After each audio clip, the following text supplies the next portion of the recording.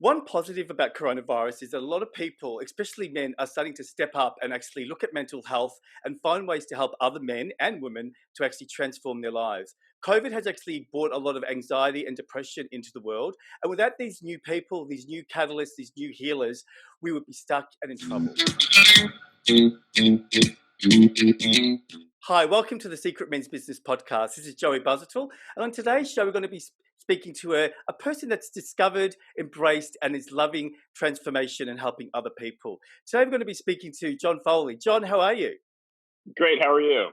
Good. Thank you so much for taking the time to talk to us. I know that you're over there in America. So before we start about talking about your transformation, because I think this is a really good topic, because I think you're like the epitome of what men can do to step up. And I found you on Instagram and we connected, and I wanted to share your story with our listeners. So do you want to give us a little brief introduction to yourself and then your business? Sure. Where should I start? So I'm currently in a part of the U.S. military. Been in for 18 years. Had the chance and been blessed to see a large part of the world. Done tours in Iraq and Afghanistan. And later in life, largely after the abrupt passing of my older brother, started to have some emotional issues and largely mental health issues, which led to my divorce and kind of a downward spiral. And when I was looking for help, largely there wasn't much help. It was just kind of like, be a man, you'll figure it out, and you got this. And to me, that wasn't acceptable. So as a result of that, I've been kind of pedaling around for the last couple of months or so, actually years, to put together a profile to share my story and largely start a conversation with men and women to learn more or to really examine modern masculinity. Yeah. And so can I just ask, because I'm in Australia, like what is, you may not know this, but what is the environment like in America? Like, are you noticing there's a lot of anxiety or a lot of mental health? Um, I what so in my quick research of what I've found online, largely this is just response to uh, guys online. What I've found is people are like, "Hey, John," even friends that I've known, people I've served with. "Hey, John, I didn't know you went through a divorce." Yeah, I went through a divorce, um, you know, 3, 4 years ago. And what you find is there's this community out there to support one another, which you never had before. And oh, by the way, your circumstance isn't special, and there's a number of guys, bros, whatever you want to call it, brothers out there to support one another. You just got to go and seek it.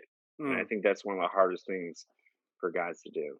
Well, I think that, you're right. Like it's changed for men a lot. Like in the past, we were told to be quiet. Like I was talking to another guest about how by the time you're 4 years old, our parents tell us to be quiet.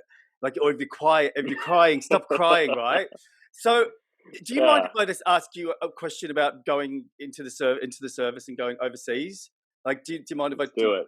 Yeah, like so All in. did you find that was is that a place where mental health is ignored, and is there any form of support? Because I've got a few friends in Australia who have been in the military, and they've all got mental health problems and they're not getting the support they want here. So I'm just wondering, did you find that you couldn't really turn to anyone over there?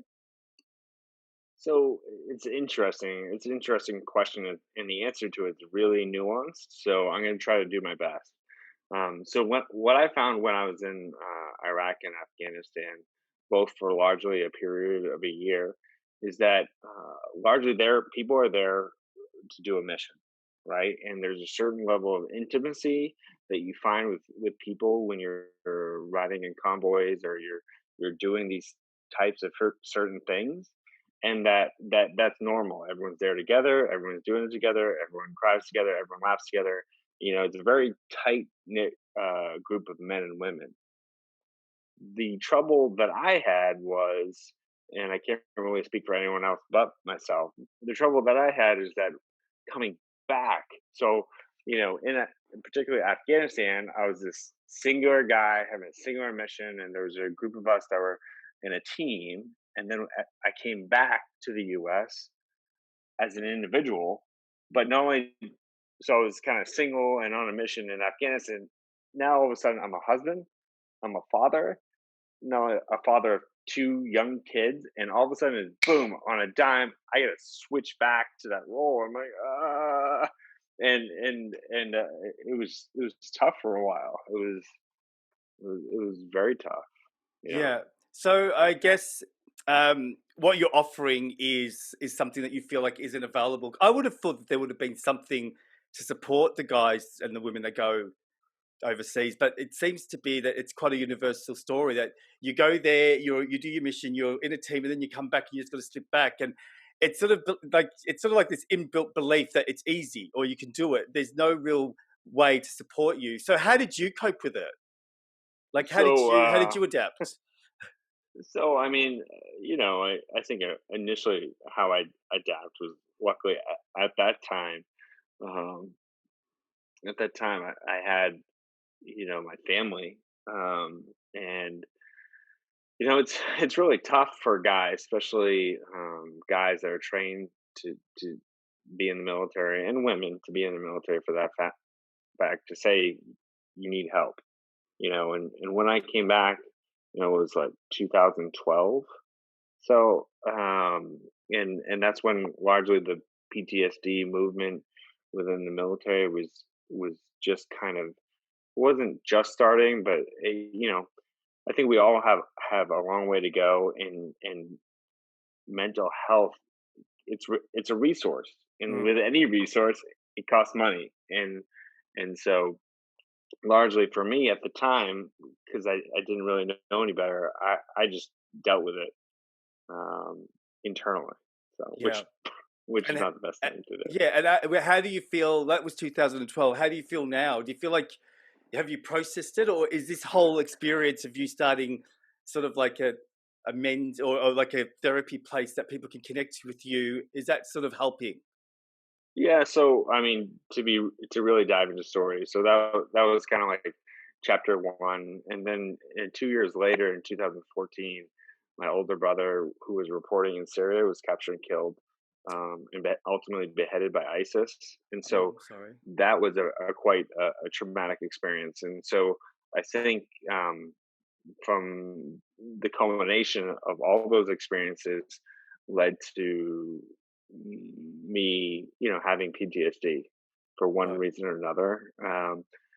And that's where things kind of spiraled out of control Mm, to the point where I had to seek a therapist. I had to. Uh, I just from at the time I was married, I had to, for my own health, to just coming from a very very dark place. I had to reach out and speak to someone, mm. and I did, and I did. Um, the problem with one of the problems in the military is that from there I moved and I had to change therapists, and this therapist at my next base wasn't as good as the therapist at my last base. Yeah. So, but but but again, part of therapy is not so much the therapy itself, but it's the individual in therapy to take ownership and to make changes to better your life. So it's it, it's a balance. Mm. It's it's Did not you just the I was go going to ahead. say, did you find, the experience because, sometimes people don't have the experience of seeing a therapist, and then you said you needed to go. Did you find going something that sort of surprised you that you sort of went, oh, wow, this is actually not what I thought, and you embraced it because you sort of needed the help. And I know that a lot of guys listening will, relate to you, but they don't actually seek help.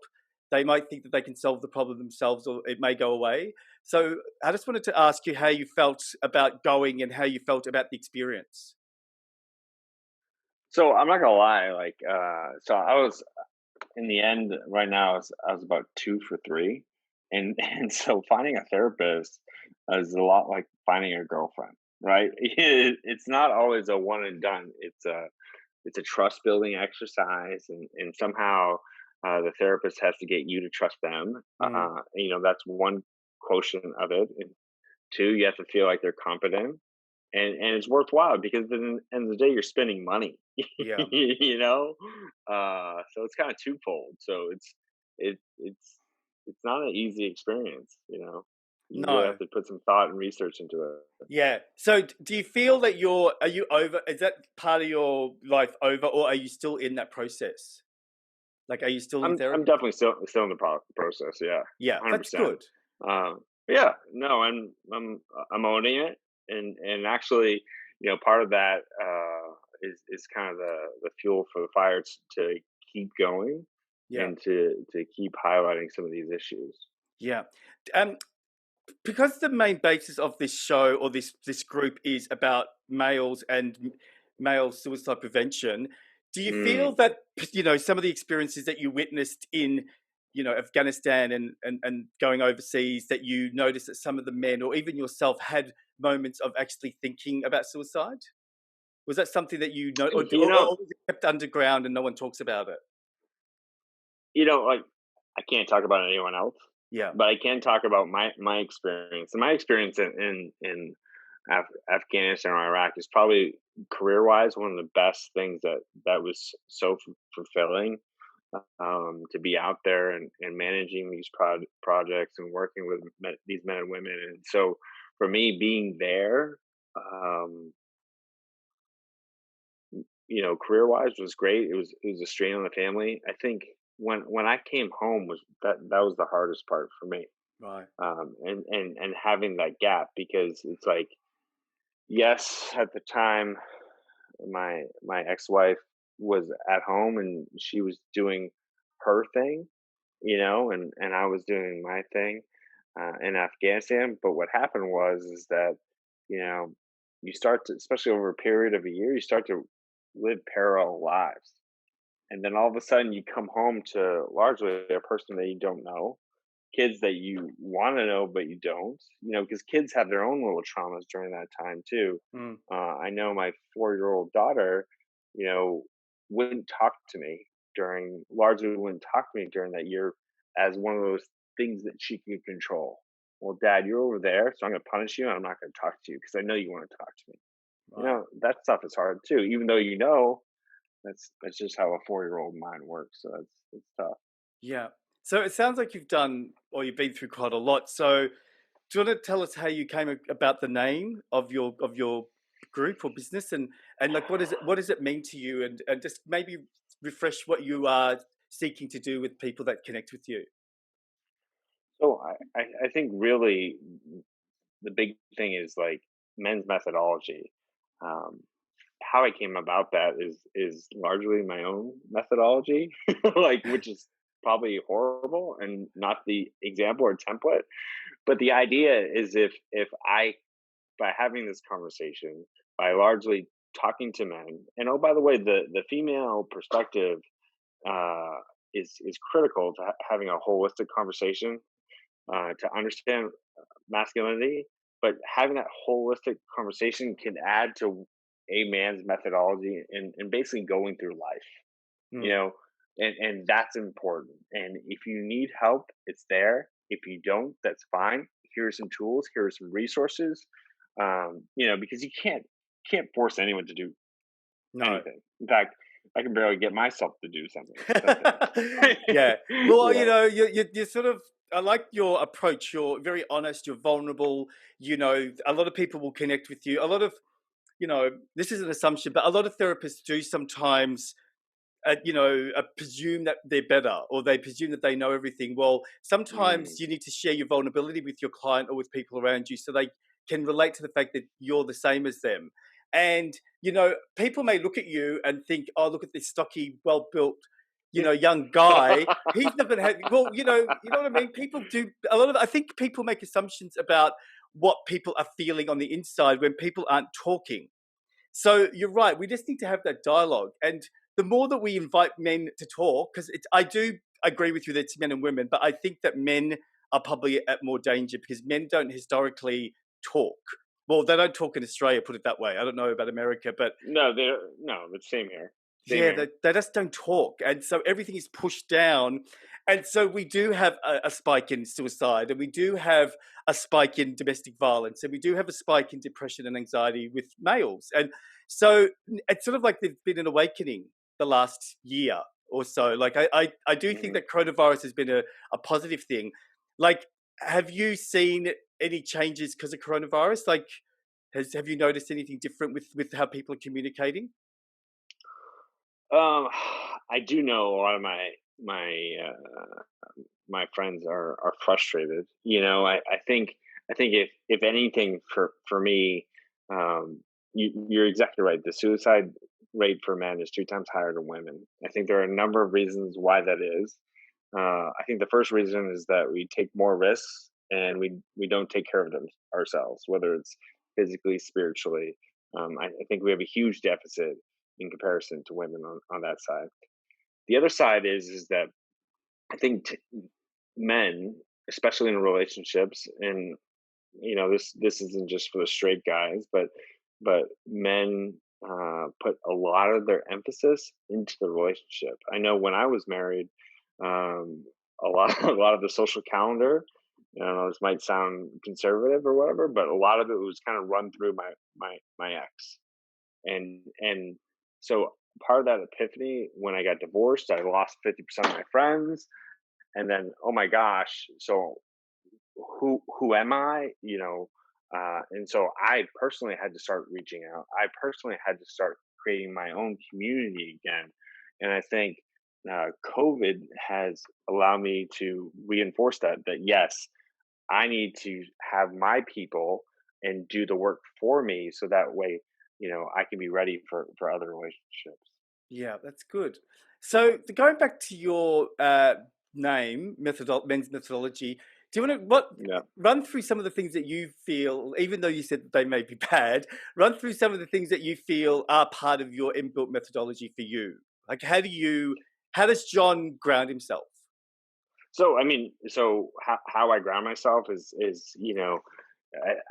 I feel like we have 4 or 5 facets in our life, right? So relationships, spiritual and physical health, career, um, hobbies, and finances. And so through this process, I've been really trying to make an effort to, not trying to do everything at once, but you know, work on my financial security, right?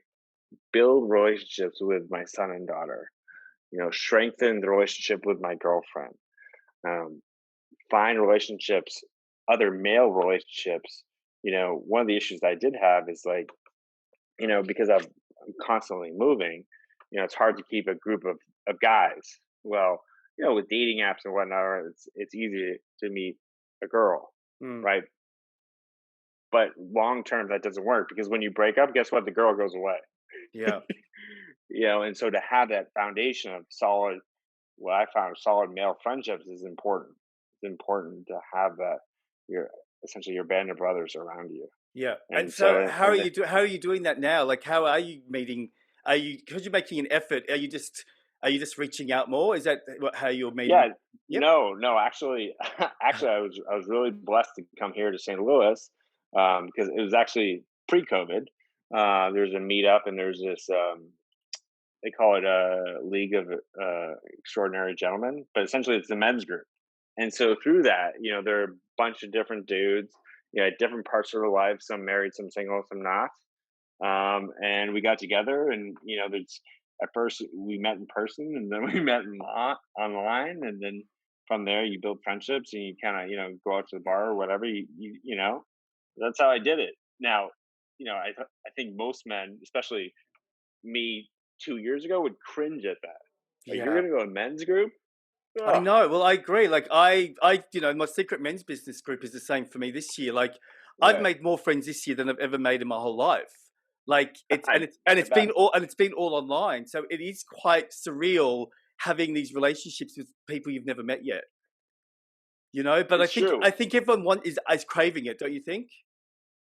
No. I mean, I think everyone's craving it, and I think everyone's craving it, especially when I hear like, oh, one of my friends isn't teleworking till or won't be in the office till July of 2021.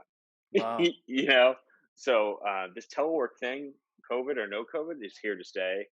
I can see from a business standpoint trying to reduce infrastructure and that type of thing. So this is something that I think is not going to go away with COVID, and so people are trying to get hip to that Yeah. and build structures around that to prevent it. Yeah. So, what do you predict or think is a solution or a way forward for men in regards to their evolution? Like, what are some of the things that you feel? I know you can only talk for yourself, but what do you think are some of the things that we need to start embracing? You've mentioned a lot of stuff today, but it could be maybe mentioning that we need to embrace something more or something that is going to help us to evolve and move into the next phase of evolution. Yeah, I think the biggest thing for me, and I think probably men in general, is emotional IQ. Yeah. I think women are socialized and from a very young age, where we're playing cops and robbers and cowboys and Indians or sports, and it's about winning and dominating or whatever. Whereas women are about socializing, doing things together, you know, that type of thing, and listening and sharing. And Yeah. I think that's something that men can do a bit more of. At least I could. Yeah, I didn't think of that. That's a really good point. As kids, the boys are always dominating. I didn't yeah, and women are always socializing, or the girls. That's a good Yeah, point. Um, yeah, so that's one last question. What yeah. advice would you give our listeners if they're on the same sort of plane as you? Like, you had all these experiences, and I believe that those experiences offered you gold, even though they were painful and Mm. uncomfortable. You found an opportunity to heal yourself and to want to reach out to other people. So, what advice would you give to people in regards to them trying to transform their ability to not be stuck? Yeah, so one, I think you gotta one. It's never as bad as you think it is. That's number one. I think number two, listen, find the evidence. Find the evidence because our brain's like a computer. If you ask a negative question, you're going to get negative answers. So ask powerful questions, and then seek positive people. If someone's negative, cut them out. If you're constantly trying to please someone, they gone. They need to go. Yeah. So that's I guess what I would recommend. John, I'm so glad that I've met you. It's just, I don't think Yeah. I don't think anything's random. And the interesting thing is that when we spoke online on Instagram, I didn't know about you going to, Afghanistan. And so thank you for being open and sharing that, because that's actually, I think, exposed things that I think men need to hear. So I really appreciate you being vulnerable and honest with us today. Thank you so much for being on our show. Well, thanks for reaching out. Thanks for the opportunity. And we'll see you soon. Okay. So you've been listening to the Secret Men's Business podcast. Now, the podcast is out twice a week, Mondays and Thursdays. So don't forget to hit the subscribe button and the like button below. And we'll see you soon, guys. Bye.